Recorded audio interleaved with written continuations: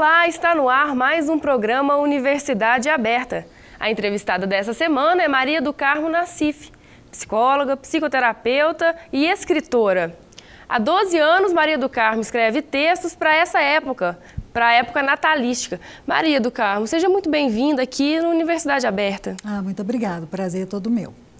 Me conta, de onde surgiu essa ideia de começar a escrever esses textos nessa época do ano, no final do ano, que já virou uma tradição, são 12 anos, né? Sim. Kelly, a princípio eu escrevia textos direcionados só para os meus pacientes. Depois, com os livros publicados, eu comecei a escrever para os meus leitores gostavam e passavam para outras pessoas, e hoje eu escrevo para as pessoas em geral, que eu acredito que vão fazer um bom uso do texto.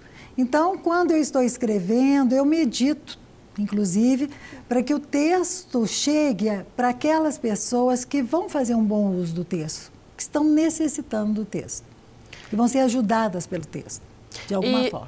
E o tema desse ano tem a ver com o equilíbrio, né? Sim, eu faço uma pergunta, equilibrados ou equilibristas?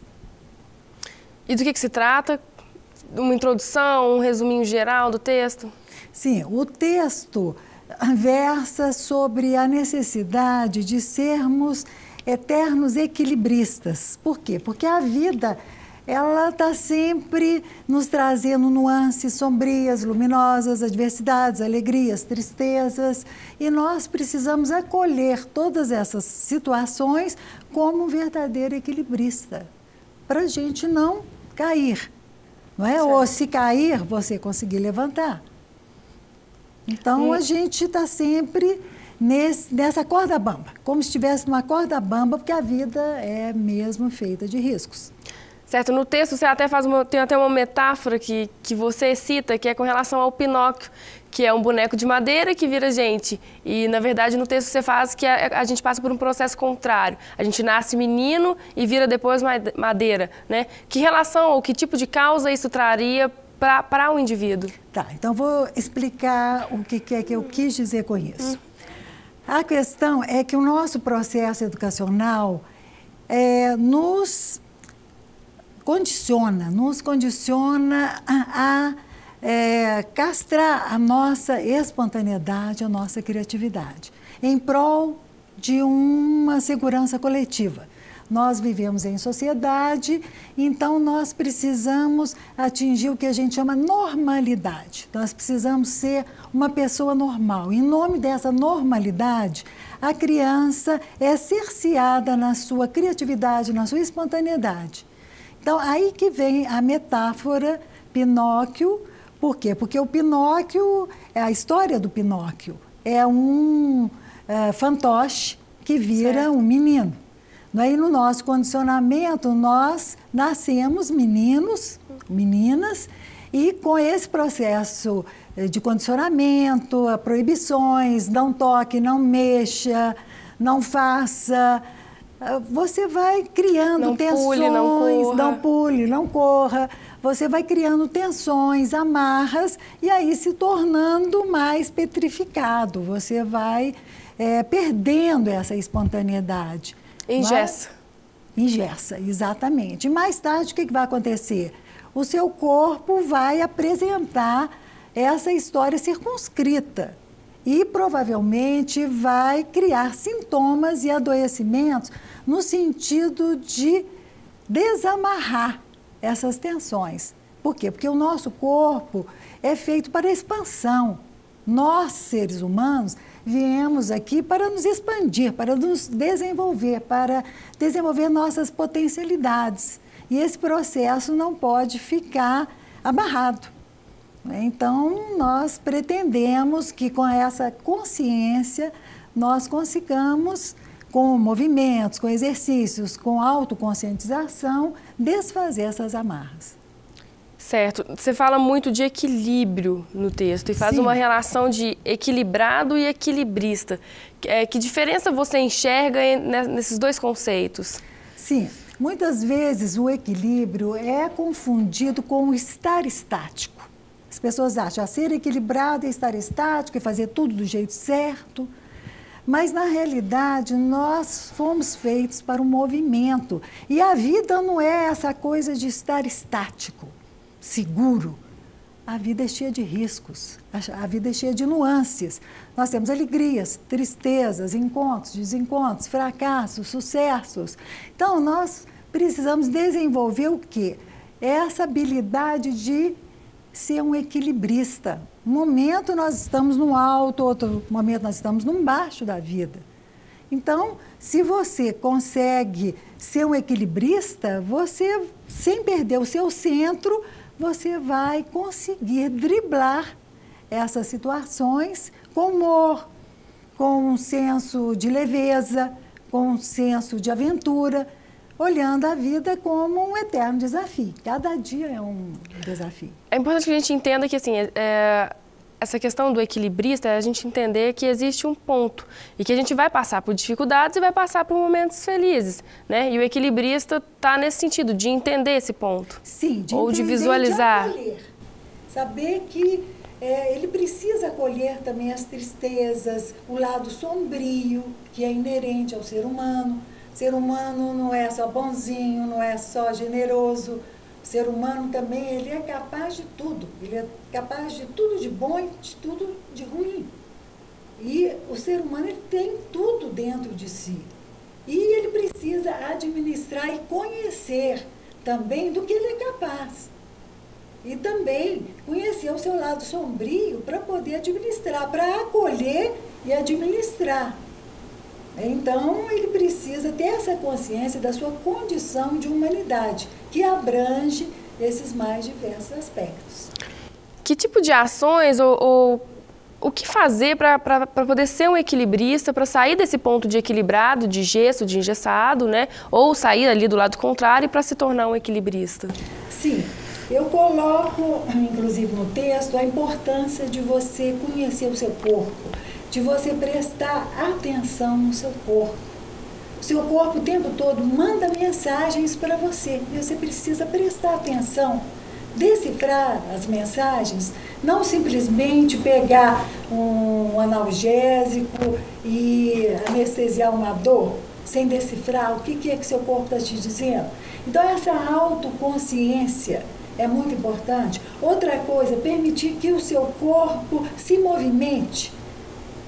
Você se permitir um exercício, você se permitir uma dança, tudo que mobiliza o movimento faz bem para o corpo, traz saúde para o corpo. E outra coisa, se permitir prazer, não só o prazer das necessidades fisiológicas, mas o prazer de conviver, o prazer de amar, o prazer de trabalhar, o prazer de servir. A vida, ela precisa trazer essa tônica de prazer, porque não existe saúde sem prazer e não existe prazer sem saúde. Então, essa é uma questão fundamental. Mas outra questão é a harmonização também e a qualificação de um ser espiritual. Nós somos espírito também. Na essência, nós somos espírito. E nós precisamos harmonizar corpo e espírito. Um não é incompatível com o outro, pelo contrário, ambos se harmonizam e se complementam. Então, o espiritual, ele também precisa ser qualificado com momentos de meditação, com momentos de harmonização com o universo, com a consciência de que todos temos coisas em comum. Claro. Não é? Então, essa harmonização corpo-espírito também ajuda a você a desenvolver essa habilidade do equilibrista. Claro. Quando você fala de mensagens do corpo, está se referindo a dores, desconforto? Dores, desconfortos. Eu costumo dizer que as mensagens que o corpo nos traz é inserida no nosso corpo num vermelho neon. A pessoa, muitas vezes, ela não quer enxergar, né? Então, ela tem aquela tensão, ela tem aquele adoecimento e ela fica negando, ela fica achando que não tem importância, que aquilo é simplesmente porque ela levou um jeito no momento de levantar, não é? Mas, na realidade, comece a prestar atenção o que é que está envolvido naquela mensagem ou naquela tensão. Se você prestar atenção, você vai perceber que existem emoções, existem sentimentos que estão ligados àquele momento que apareceu a tensão, que está sustentando, às vezes, aquele sintoma ou a própria doença que já se instalou. E se a pessoa decifra a mensagem, o que acontece? Ela pode conseguir buscar todas as ajudas tradicionais, inclusive médicas, psicológicas, mas se ela decifra a mensagem, provavelmente com ajuda, ela vai potencializar todos esses meios que irão sanar esses sintomas e esse adoecimento. O equilibrista seria aquele que consegue tramitar entre a parte social, entender que também existe um momento ali individual e a questão de espírito também, espiritual. Sim, nós somos aí pessoas individuais, mas nós pertencemos também ao social, né? Nós temos diversos papéis, nós temos papel profissional, papel social, papel afetivo. Então, todos esses papéis, eles precisam ser equilibrados, quer dizer, cada um no seu tempo, não é? Cada um merece aí um momento de qualificação, um momento de dedicação. Não é? Então, você vai encontrar, às vezes, pessoas que jogam toda a sua gratificação só no profissional e esquecem do lado familiar. Aí a família fica carente, claro. A família reclama. Não é? Ou então, pessoas aí que giram só em torno da família e se fecham para outros contatos sociais, não desenvolvem as próprias habilidades, o seu próprio potencial. Não é? E com isso também gera aí um desequilíbrio. Um desequilíbrio. Vai estar deixando de ser um equilibrista. É um assunto interessantíssimo, inclusive para as pessoas colocarem em prática já em 2012, né? Ah, sim. 2012 é um ano assim bem-vindo, com muitas previsões, né? Muitas previsões otimistas, algumas aí pessimistas, mas nós podemos, dependendo de como a gente se posicionar no ano, daquilo que a gente planejar para a gente mesmo, para a nossa vida, nós podemos assim criar toda aí uma realidade muito mais favorável, né? Inclusive dando respostas mais leves, mais felizes, os próprios momentos difíceis que a gente vier a passar. Enfrentando os momentos difíceis de uma forma mais leve. Exato. Nós vamos falar muito disso ainda no próximo bloco, mas a gente vai para um rápido intervalo e a gente volta já já.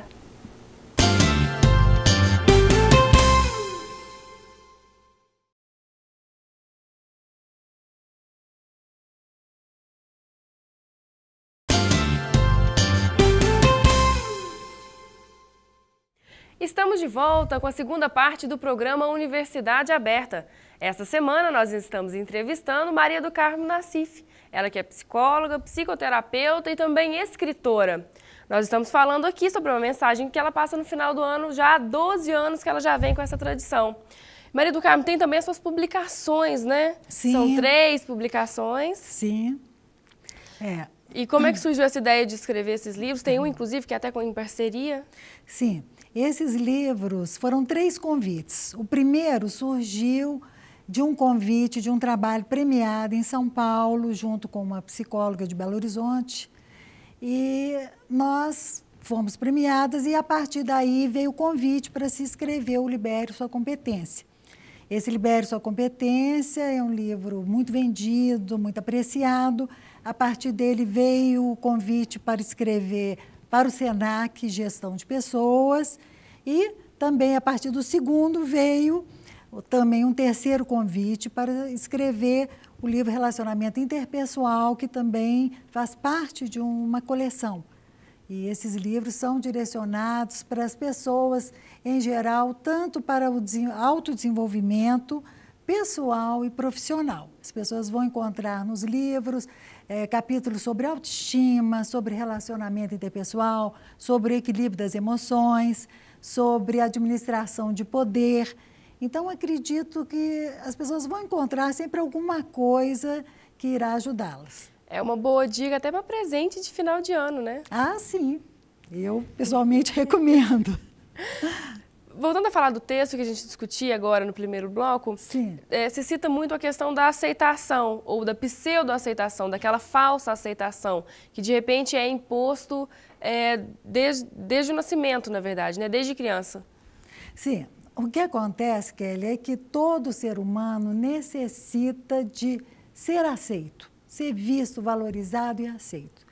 E o que acontece é que muitas vezes a criança não se sente aceita incondicionalmente, isto é, do jeitinho que ela é. Então ela passa a idealizar um padrão. Ela acha que para ser aceita, ela precisa ser a boazinha, ou então a linda, ou a perfeita, ou aquela que brilha sempre. E vai se criando um padrão idealizado e muitas vezes sacrificado. Porque para entrar naquele padrão, ela sacrifica o próprio jeito de ser dela, a própria potencialidade dela, para poder preencher aquilo que ela imagina que vai conseguir ser aceita pelos pais, pela sociedade. Né? E com isso, ela vai sendo castrada, ela mesma se castra nas suas potencialidades, na administração dos seus desejos, na sua expressão, na sua espontaneidade. E com isso vai criando aquilo que a gente falou, essas amarras e essas tensões que ficam circunscritas no nosso corpo. Vão criando essas amarras justamente para que se tenha uma aceitação. E a influência até de mídia, de sociedade, de amigos de escola, essas influências também pesam muito para isso, né? Sim, existem as pressões grupais, a pressão social para ser de um jeito ou de um outro. Não é? A mídia também, infelizmente, contribui. Não, você, para ser aceito, você precisa ser sempre jovem, lindo, não é? Maravilhoso, e as pessoas vão criando uma baixa autoestima porque acreditam que não vão conseguir entrar nesse padrão, mas fazem de tudo para poder entrar nesse padrão e se frustram, porque elas vão estar sempre aquém, porque o ser humano não é perfeito, Não é. né? O ser humano é cheio de limitações, de imperfeições. O ideal só existe no imaginário. Então, nós temos o real e o ideal. Então, a pessoa precisa, primeiro, conseguir se autoaceitar, ter essa consciência daquilo que foi imposto para ela, mas fazer um movimento e uma busca e um trabalho de autoaceitação. E ela se autoaceitando, ela é muito mais capaz de aceitar o outro. Essa questão da autoaceitação, a gente cai naquela parte de expandir, de expansão, do benefício da expansão dos sentimentos, né? Que tipo de benefícios essa expansão traria para o indivíduo? Sim, nós temos na nossa condição humana esse processo de evolução, de expansão. Então, nós viemos aqui para expandir, inclusive expandir talentos, potencialidades, não só na questão física, de movimento, de espontaneidade, de jeito de ser, mas também essa expansão no sentido de expandir os seus talentos, as suas habilidades, os seus dons. Você precisa descobrir quais os seus dons para expandi-los, porque isso vai trazer saúde para você. Um grande adoecimento é consequência também de repressão de talentos. A energia do talento que fica retido vai adoecer o indivíduo. E muitas vezes as pessoas não entendem isso. Não é? Então elas acham que querem ser acomodadas. Não, vão me acomodar, não preciso aprender mais nada, né? Não preciso me desenvolver. Mas na realidade, isso aí está fadado a criar uma sentença de desmotivação, uma sentença de morte praticamente, morte da alegria. Não é? E começa também mesmo a aparecer na questão física. Né? Então, você vai ver, às vezes eu atendo pacientes no meu consultório que estão adoecendo, nós vamos pesquisar, estão adoecendo porque não encontraram o seu próprio lugar aqui no mundo, não é? Não sabe para que vieram, não sabe o seu próprio dom, não sabe o seu talento, não é? Não sabe em que é bom. Não é? Porque cada pessoa, ela traz o talento e esse talento é a habilidade de fazer bem. Não é? Ela vem fazendo bem algo ela faz melhor do que outras pessoas. Cada um faz melhor do que o outro, não é? Isto é, cada o seu um com as próprio suas talento, diferenças, com as suas com as peculiaridades. suas diferenças, vai ter a expressão do seu talento, do seu dom. Não é? Então, uns têm talento musical, outros têm talento para escrever, outros têm talento para falar em público, outros têm talento para cozinhar, também louvável do mesmo jeito, outros têm talento para poder pintar, né? Outros têm talento para poder conversar, para poder alegrar as pessoas. A questão da expansão também pode estar dentro desse conceito de entender que existem diferenças em diversos sentidos, tanto no meio social, no jeito de falar, na questão de personalidades, entender que existem essas diferenças e aceitar isso, né? Isso, aceitar as diferenças individuais, não querer que o talento do outro seja o seu.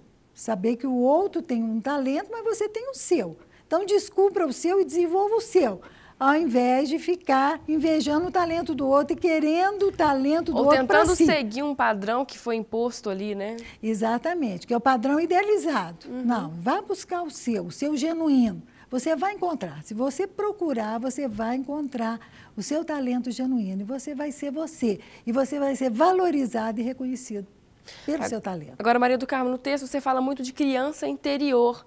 Como é que a gente pode entender esse conceito? Essa criança interior é a criança que você foi no passado. Então, todos nós temos uma criança interior, aquela que nós nascemos com ela e que nós absorvemos todo o nosso processo educacional. E muitas vezes, aquela criança interior é carente, não é? Ela cresceu carente de reconhecimento, carente de afeto, carente de toque. Então, principalmente na psicoterapia, nós buscamos muito esse contato com a criança interior, resgatar a criança interior para atender, para ouvir as suas necessidades. O que é que você necessita? O que é que você precisa nesse momento? Eu, como adulta, eu vou te adotar para proporcionar aquilo que não foi proporcionado a você, porque com isso você vai crescer. Então, hoje, a gente faz todo o possível para a própria pessoa se auto-adotar. Ela se adota e, com isso, a criança interior sorri.